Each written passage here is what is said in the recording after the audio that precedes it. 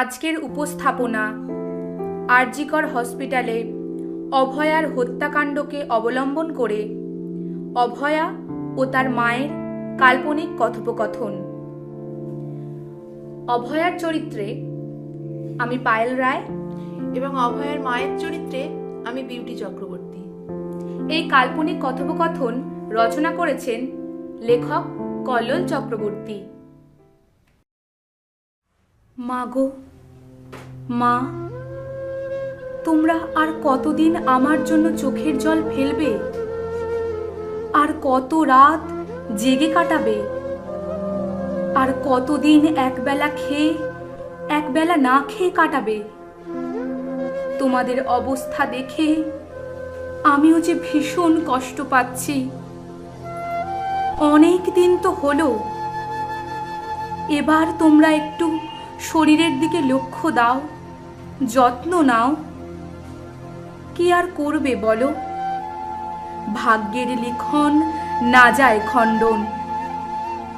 তাই ভাগ্যকে মেনে নেওয়া ছাড়া আর তো কিছু করার নেই মা, কিছুই তো করার নেই। কে? আমার সোনামণি, আমার অভয়া মা। তুই কি শুধুই এইভাবে প্রতি রাতে স্বপ্নেই দেখা দিবি? স্বপ্নেই কথা বলবি? দুহাত দিয়ে ধরতে গেলে এইভাবেই দূরে চলে যাবি? একবারটি আমাদের ধরা দিবি না মা? তুই তো জানিস, তুই ছাড়া এই পৃথিবী আমাদের কাছে নরকের সমান। তুই ছাড়া এই পৃথিবীতে এক মুহূর্ত ভালো লাগে না রে। তুই যে আমাদের একমাত্র সন্তান, তুই যে আমাদের চোখের মণি। সেই সন্তানকে হারিয়ে কোনো বাবা মা আনন্দে থাকতে পারে না রে। অপরাধীদের শাস্তি হলেও মনে একটু শান্তি পেতাম, কিন্তু শাস্তি তো আজ পর্যন্ত দেখতে পেলাম না।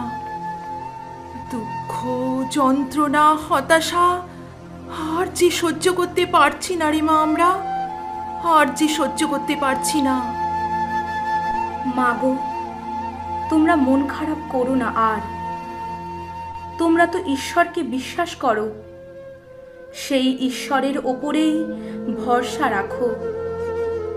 আমার মতো বহু প্রতিবাদীকে ওরা ষড়যন্ত্র করে পৃথিবী থেকে সরিয়ে দিয়েছে। ত্রিনয়নী মা ওদের কাউকে ছাড়বে না। ওরা ওদের শাস্তি পাবেই পাবে, তোমরা নিশ্চিত থেকো। তার চোখে কেউ কোনো দিন ফাঁকি দিতে পারে না, পারবেও না। তোমরাই তো আমাকে বলতে, পাপ কোনোদিন বাপকে ছাড়ে না। যারা অন্যায় দেখেও চোখ বুজে থাকে, তারাও তো কম অপরাধী নয়। কবির কথায়, অন্যায় যে করে অন্যায় যে সহে, তব ঘৃণা তারে যেন তৃণ সমদহে। তাদের মনে রাখা উচিত যে তারাও ভবিষ্যতে ওই রকম অপরাধের শিকার হতে পারে। তখন তারা বুঝতে পারবে অন্যায় দেখেও নীরব থাকার ফল। হ্যাঁ রে মা, ঈশ্বরই তো আমাদের একমাত্র ভরসা। তার ওপরেই তো ভরসা করে অপেক্ষায় আছি। তার কাছে দুজনে দুবেলা করজোড়ে প্রার্থনা করছি সঠিক বিচার পাওয়ার জন্য। তোর মৃত্যুর জন্য যারা অপরাধী, তাদের চরম শাস্তি পাওয়ার জন্য। জানিস তো মা, তোর বাবা প্রতিদিন তোর ফটোটা বুকের মাঝে নিয়ে ঘুমাতে যায়।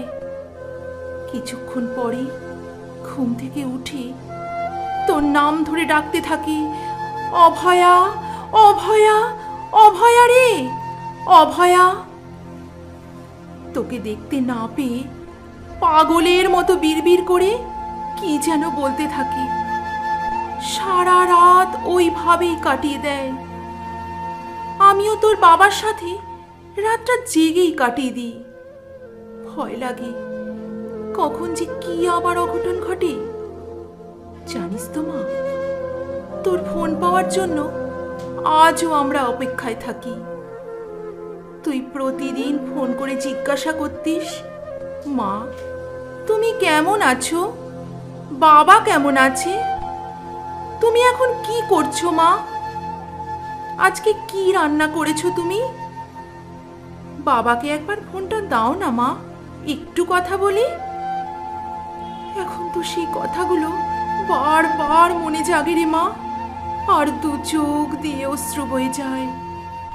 জানিস তো মা, এই পৃথিবীতে আমাদের আর একটুও থাকার ইচ্ছে নেই। এই পৃথিবী ছেড়ে যেদিন তোর কাছে যেতে পারবো, সেদিন আমরা শান্তি পাবো।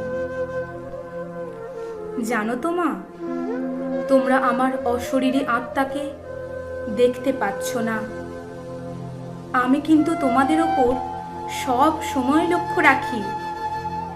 বাবা আমার ফটোটা সব সময় বুক পকেটে নিয়ে ঘোরে।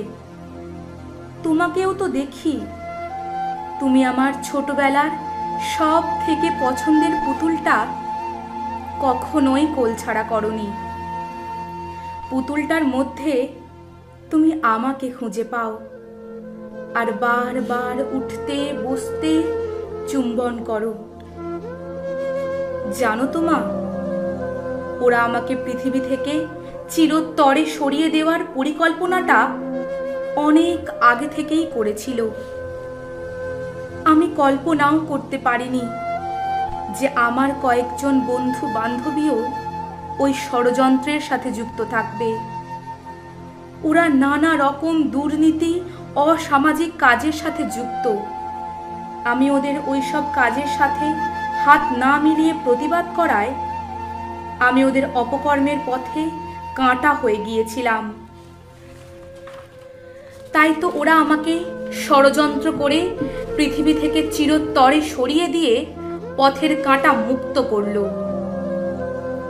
পুলিশের একাংশের ভূমিকা সত্যি দুঃখজনক, দুর্ভাগ্যজনক, লজ্জাজনক, হতাশাজনক। ওরা ওদের ঊর্ধ্বের মর্যাদা রক্ষা করতে পারে না। মনে হয় ওরা যেন সরকারের দলদাস হয়ে কাজ করে, আর শুধুই টাকা চেনে, টাকা টাকা টাকা। ওরাও কেউ ঈশ্বরের হাত থেকে বাঁচতে পারবে না। ওরাও ওদের কুকর্মের জন্য শাস্তি পাবেই পাবে ঈশ্বরের কাছ থেকে। জানো তো মা, মৃত্যুর শেষ মুহূর্তে আমি ওদের কাছে আমার শেষ অনুরোধ করেছিলাম, তোমার সাথে একবার ফোনে কথা বলার জন্য।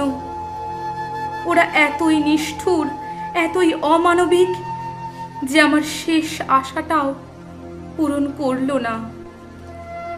জানি রে মা, জানি। ওরা একদিন নিশ্চিতভাবে ঈশ্বরের কাছে শাস্তি পাবেই পাবে। তোকে যেরকম নৃশংসভাবে যন্ত্রণা দিয়ে পৃথিবী থেকে সরিয়েছে, তার জন্য ওদের কঠোরতম শাস্তি অপেক্ষা করছে।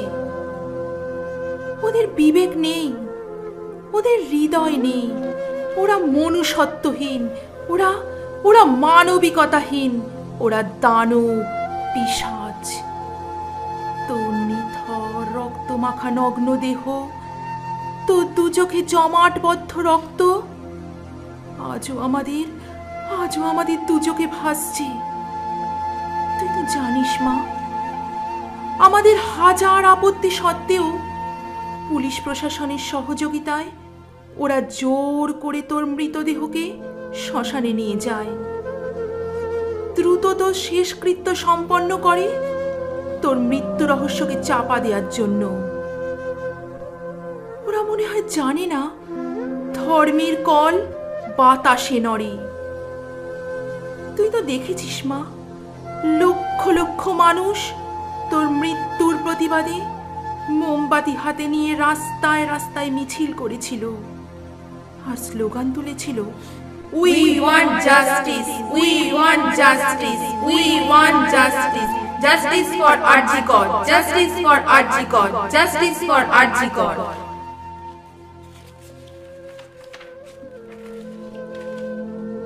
তোর হত্যাকারীদের সঠিক বিচার না হয় ওদের সকলের কণ্ঠে আক্ষেপের সুর। প্রকৃত অপরাধীরা আজও বুক ফুলিয়ে সমাজে ঘুরে বেড়াচ্ছে, মাথা উঁচু করে দম্ভ দেখাচ্ছে। আজকে বুঝতে পারছি, সত্যি সঠিক বিচার চেয়েও সব সময় সঠিক বিচার পাওয়া যায় না। কবির কথায়, বিচারের বাণী নীরবে নিভৃতে কাঁদে। মাগো, আমি তোমাকে বলছি, কর্মের ফল ওরা পাবেই পাবে। একটার পর একটা অপকর্ম করে যাচ্ছে ওরা। ওদের এই অপকর্ম করার দিন শীঘ্রই শেষ হবে। নতুন সূর্যোদয়ের সাথে সাথে আঁধারের অবসান হবেই হবে।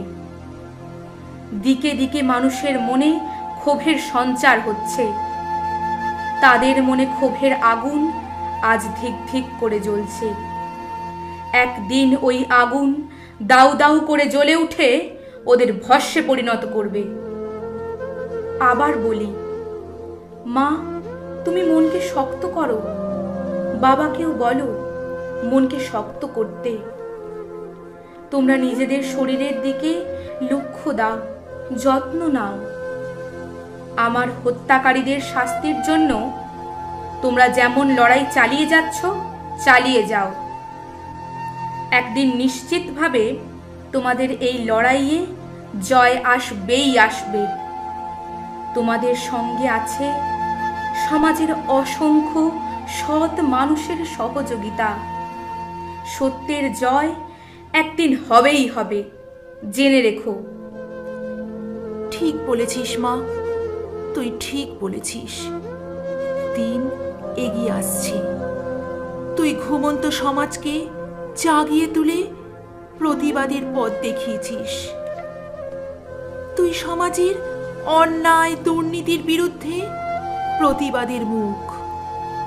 ইতিহাসের পাতায় তোর নাম ধ্রুব তারার মতো জ্বলবে।